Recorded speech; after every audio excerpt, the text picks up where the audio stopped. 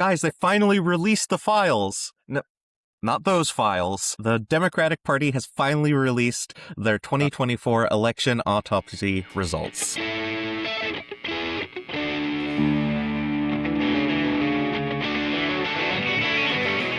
Did they release it, or did it get leaked? They actually released it. This guy named Paul Rivera, and he's a guy who works for the Democratic Party, and he is on their analytics team.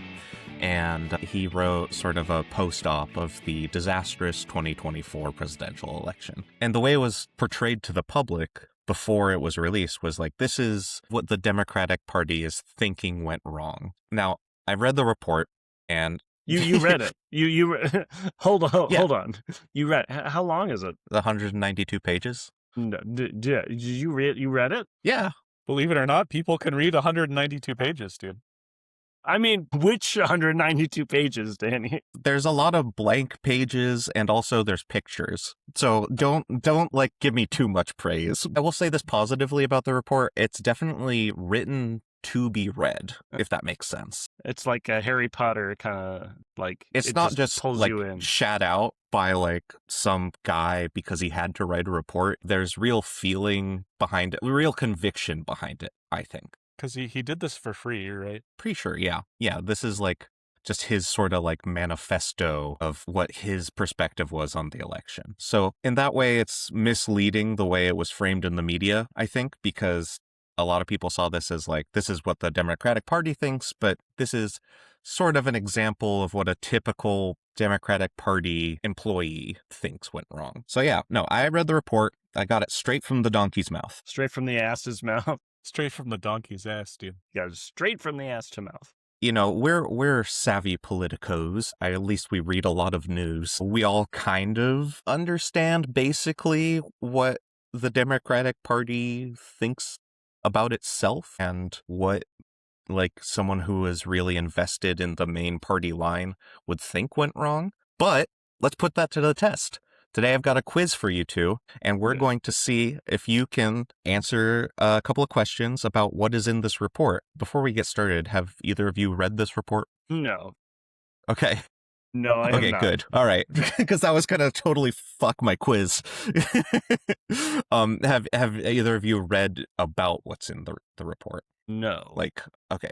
I saw that great. there was a report. Yeah, I saw that it finally came out, and I read a few Reddit comments on the article about it coming out, but they were basically just talking about the authorship of the report. Got it. Okay, so cool. I heard Danny talk about Reddit comments on an article about it, so probably I'm good. Just right now or before? Yeah. No, that's it. Okay, cool. All right, let's get into it. This is my ding dang quiz. Shit, I highlighted everything black so you wouldn't be able to peek at it. Hold on. Let me fix it. CIA style, dude. Yeah, I redacted the whole thing like the party did initially. Yeah, they said they were going to release it in December, and then they decided not to. Yeah, I was aware of that. That's what that's all I know about it. Is it's for some reason this was not released. Yeah, we can talk a little bit more about that as we go through the quiz. I got a kind of an interesting one here. This is from the thesis statement. Question number 1, what keeps democracy going? Is it A, gasoline, B, an informed populace who can discern which leaders will implement policies that are beneficial to their interests, C, the ability of those who seek to lead to look at the data and determine the source of success as well as setbacks, or D, blood for the blood god, skulls for the skull throne? I mean, I want to say B. I suspect that's what they want it to be. I don't know that it actually is true, though. Probably A is more accurate. Gasoline? What was C? Yeah, gas prices. Yeah. C, the ability of those who seek to lead, so the ability of leaders to look at the data and determine the source of success as well as setbacks. I guess I'll go with B. I mean, part of me definitely thinks the answer is C, but C is too stupid, and I give them more credit. Okay, so C is the answer. Are you for real right now? Oh my god. So this defines the curve on which you should grade this paper. This is the mindset of the author. He's an analytical guy. He's a STEM nerd. Privy to a lot of internal documentation. He's very campaign focused, right? Trying to capture the population as a statistical model, not as actors in the democracy who can affect the leadership at the top. That's what Abe Lincoln did, after all, right? He was polling people to decide what to do after Fort Sumter. I mean, he said that this is what makes democracy work. Or like, I mean, obviously this has a role in politics. It's what keeps right? democracy going. Is What keeps phrasing. democracy going? That's a bizarre. Who That's cares just about bizarre. the people, dude? Yeah, that really shows you what they fucking think. Okay, question number 2. Before this report was released, many speculated on how the report would address the importance of Biden's complicity in the massacre of the Palestinian people. So, the question is, how many times is Palestine mentioned in this report? Okay, actually, I A. think I saw a headline about this, and I'm going to guess 0. A, Well, 0. Now that B, Danny has guessed 1. based off of his information, I guess I'll C, just... go myself, and D, who cares? I wanted to be honest and not just, use my secret knowledge nefariously Okay. to gain an advantage over David. So what do you think? A, 0? I'll go with Danny's hearsay. All right. 0. That is correct. You correctly said here. Here, you correctly heard sayings. Should we analyze that a bit? Yeah. I think we should. Like, I guess all of my questions are somewhat pointed. So I think this was a huge blind spot. This is a hugely important foreign policy issue that was weighing on the moral conscience of many voters. You mentioned Palestine, but also, I mean, you didn't see any mention of Israel, Gaza, Hamas, or anything like that. Or neither like Israel nor Palestine mentioned at all. Yeah, that's nuts. Yeah, I mean, Hell, this is a not even Ukraine. Not even Ukraine. Yeah, no foreign policy mentioned whatsoever. Honestly, I maybe that could be correct. I think American voters don't really care that much about. I mean, I think that it's a little hard for me. This is one thing that makes me frustrated with some people, with some of my left-leaning friends, is like, for how terrible Biden was, like, there was 0 indication that Donald Trump would be better. And like, in fact, there's plenty of indication that he would be worse. And we had a whole presidency to find that out. So, right. I mean, but 4 like, even years. but okay, I get that, like, the really egregious stuff in Israel kicked up a notch under Biden. So there was no experience of that level of bad from Israel under Trump. So yeah, it makes no sense at all for somebody to switch from Biden to Trump over Palestine. Like, that makes no sense. I understand that people would be demotivated to show up at all over that, and that they might, that somebody who's like very, further to the left, much further to the left than the Democrats, would say, sure, I'll vote for the lesser of two evils, but I'm not going to donate. I'm not going to go campaign for these people. So I can see how it would have had a lot of that effect. It seems like very much worth some analysis. I feel like even if you're going to say that it has no effect, you should at least justify that a little bit and mention it, because I feel like this definitely plays a very large part in the popular consciousness of why they lost. In the document, there is an assessment that one of the key problems to the Democratic strategy is they lack the broad base of support that they would have if they invested more heavily in like local organizations and local elections / like state level elections. So I thought what you said earlier about like, okay, the far left people are going to be mad but vote for the lesser of two evils, but then they're not going to go out and donate, and they're not going to campaign and stuff like that, right? Well, that energy is what runs the local elections, the state elections. You're not going to get a bunch of people who are uninvested in politics to go in and run your local campaigns. The local campaigns are empty because they're not capturing the enthusiasm of the people who would be involved in those local campaigns. So yeah, it doesn't show up in like the headline numbers, but it cuts out the base of support.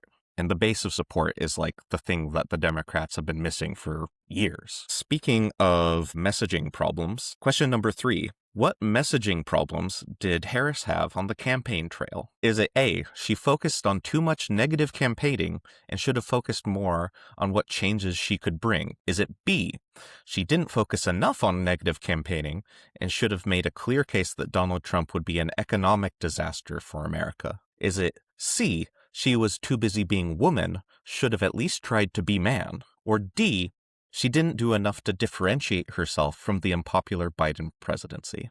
Can I Clearly, pick all of them except C?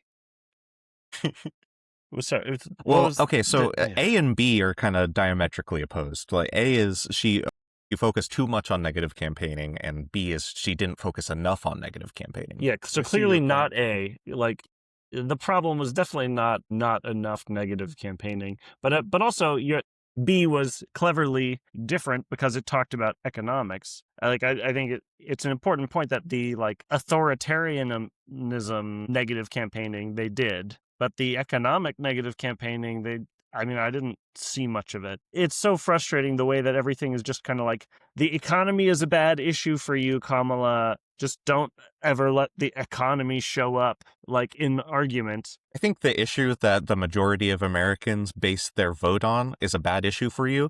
Maybe you should reconsider the whole campaign then. Like, maybe you should start from zero.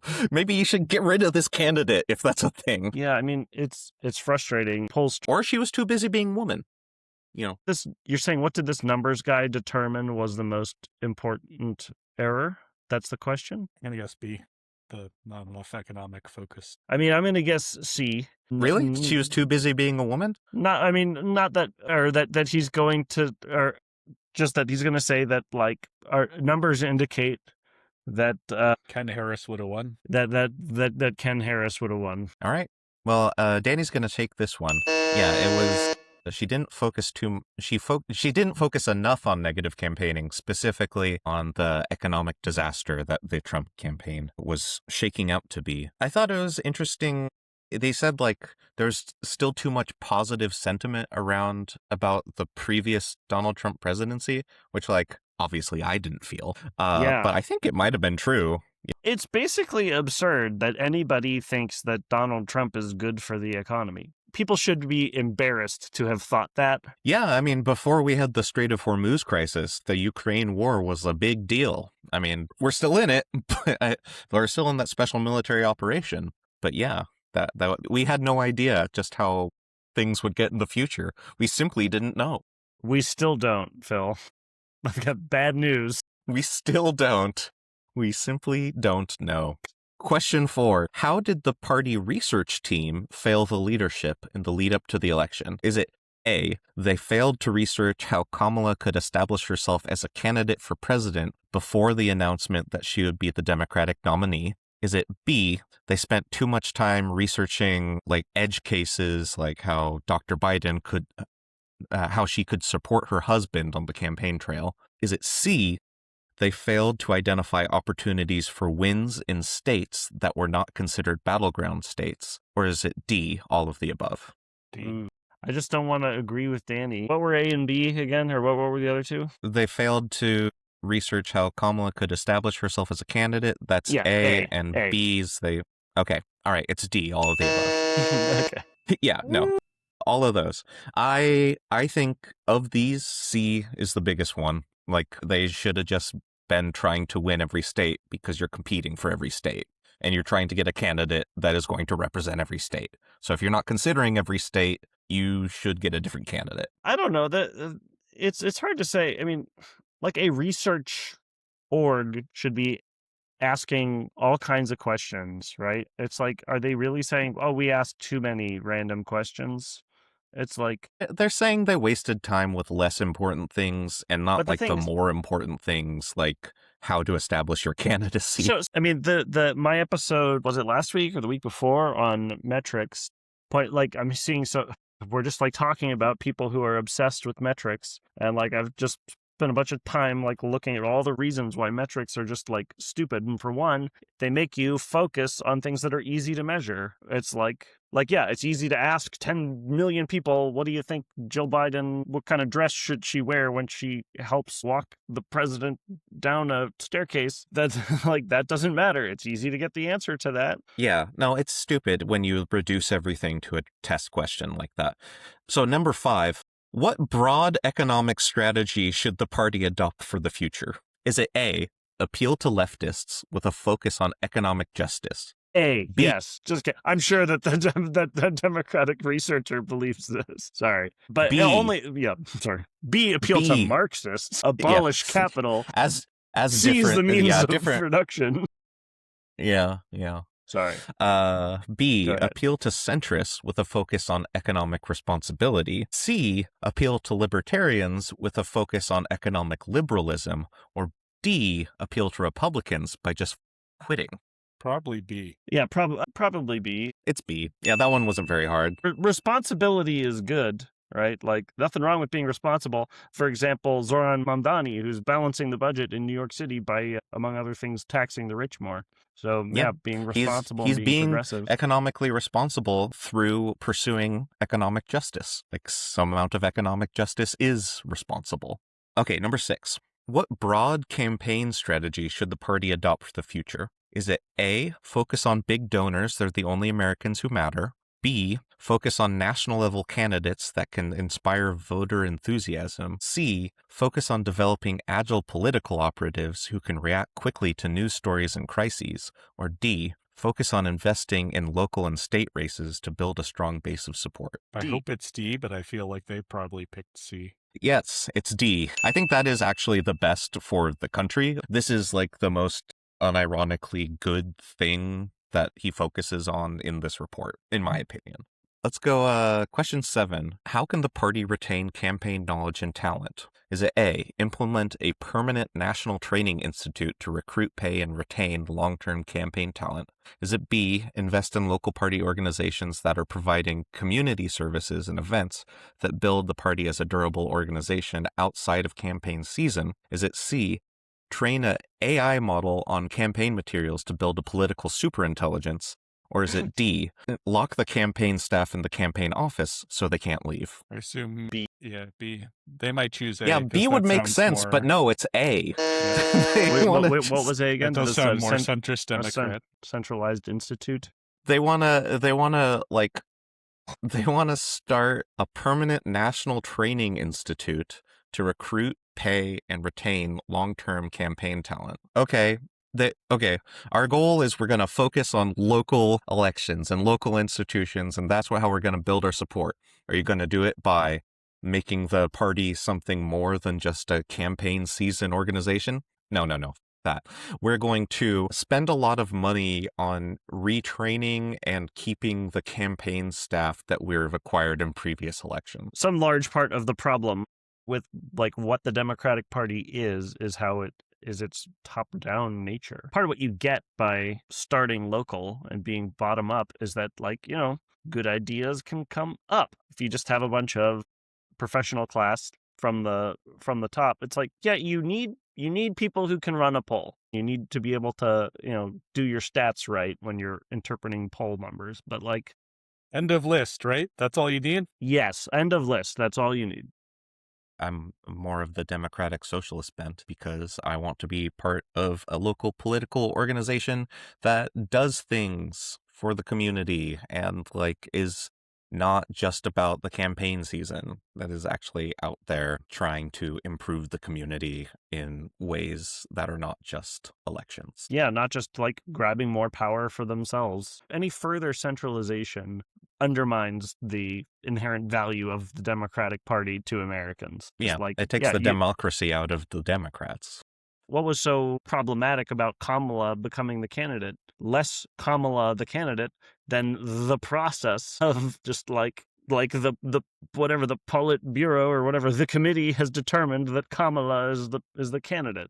Here's a little interesting note. The report cites Citizens United ruling as a turning point in American politics. I think a statement we would generally agree with. Here's a quote. This fundamental shift in campaign financing has profoundly weakened our democracy by reducing election transparency, preventing any sense of accountability, and eroding trust in the political process of the elected officials who uphold it. Right, last question. You guys ready? Yes. How should Democrats address the challenges posed by a broken campaign financing system? Is it A, double down and get even bigger donors? Is it B, spend money more effectively by focusing on campaign content designed specifically for TikTok, not just squishing TV talking points into a digital medium? Is it C, push through legislation to reform the campaign finance environment?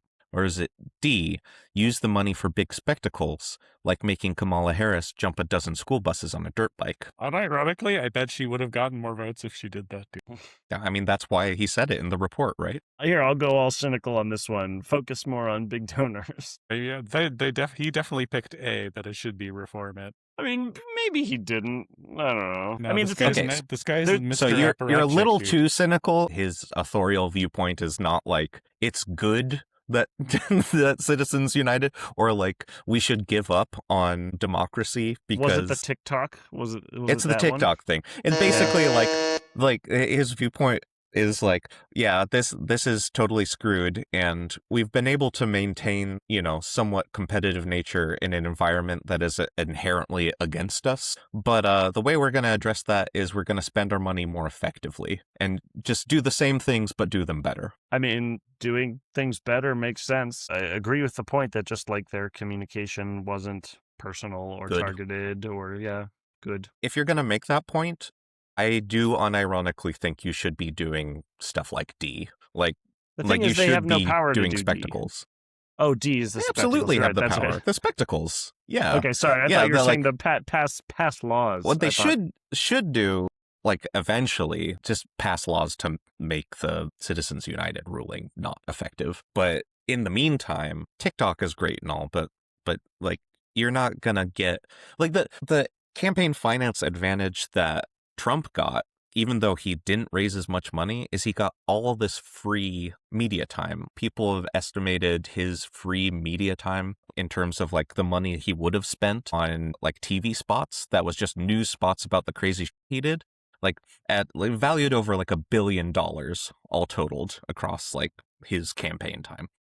Kamala should have been doing crazy like nonsense that had no effect on her presidential campaign other than it is just a crazy spectacle. Like that's the currency of the modern campaign. But yeah, what do you guys think about the report? I guess your impressions from the questions. I don't know. I mean, it seems like they had some of the right ideas for sure. It probably seems like I don't know. I don't know how much this was a focus in the report, but they should have focused on not running Biden. I don't know if they examined that at all, because Biden shouldn't have run.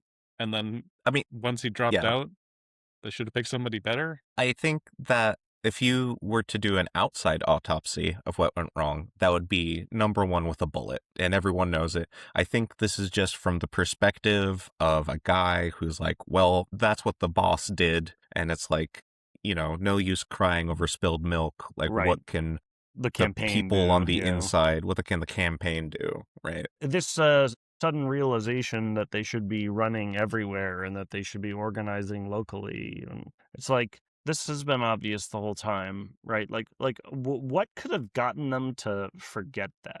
Like, Right. How could? And it's never stopped being true that that's how you win national campaigns, is by having a big base of support. They've, and this gets brought up on like every election cycle. It's like the Republicans are better at like these local campaigns, and they keep failing. So why do you think? Why? Organizations have inertia. I mean, maybe this has to do with just like some of the inherent like belief systems on the like center left, like technocracy and over reliance on metrics. Right. Like that kind of thinking. It's like what we need is just to centralize more and be smart, be smarter and be in lockstep.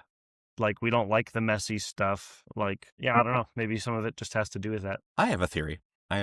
Woke, in other words. It's woke. Yeah. It's actually, it's too much woke and woman bad. Let me pitch this, right? Like I'm in the DSA. I want to do like a political organization that does, community organizing, not just electoral politics, right? So The Republicans have that through churches.